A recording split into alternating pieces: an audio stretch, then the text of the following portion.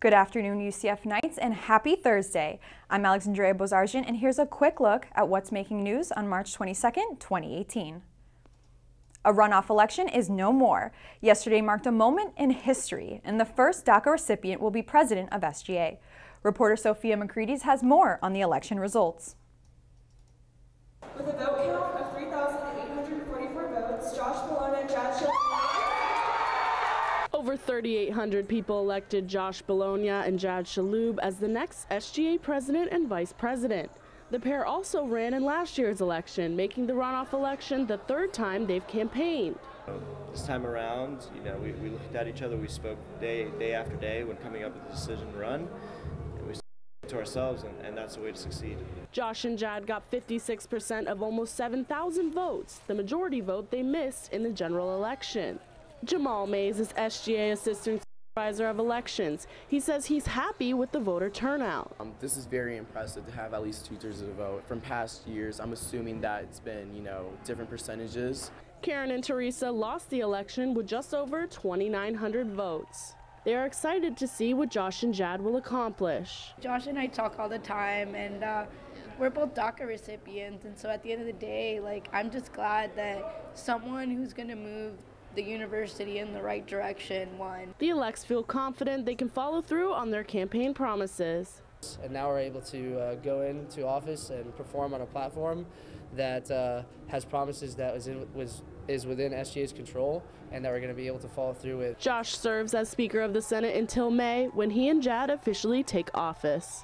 Josh and I didn't enter this as political partners. He didn't just find me somewhere in some position that would help him get votes. We're friends. Reporting from Orlando, Sophia McCready, UCF Nightly News.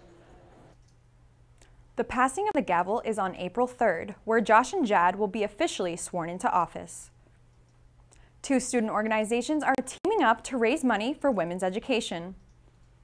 She's the First and the United Nations Association hosted a fashion show in the student union. Each model walked the runway and told the audience about an issue they're passionate about. The event included raffle tickets with prizes donated by local businesses.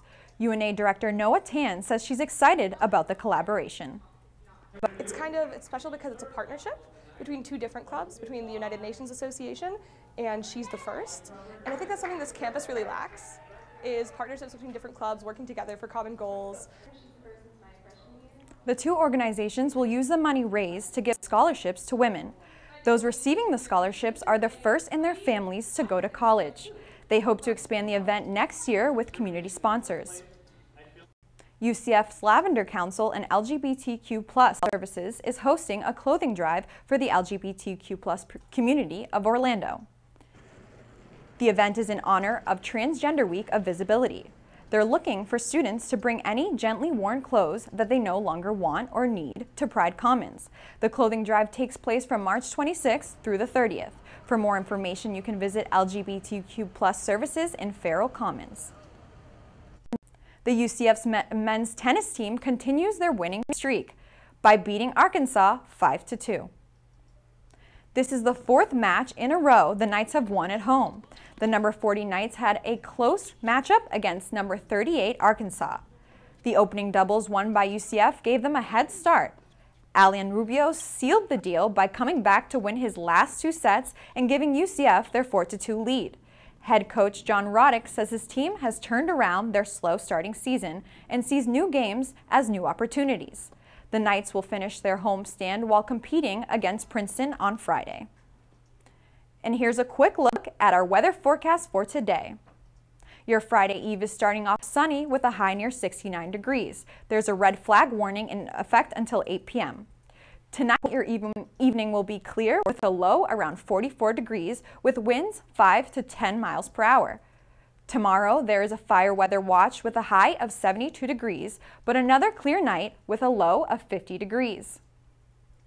That's all the time we have for today. Don't forget to keep up with us throughout the week on our Facebook, Instagram, and Twitter page at UCF Nightly News. And to make sure to check back for another UCF Nightly News update. I'm Alexandria Bozarjian. Thanks for watching and have a great day, UCF.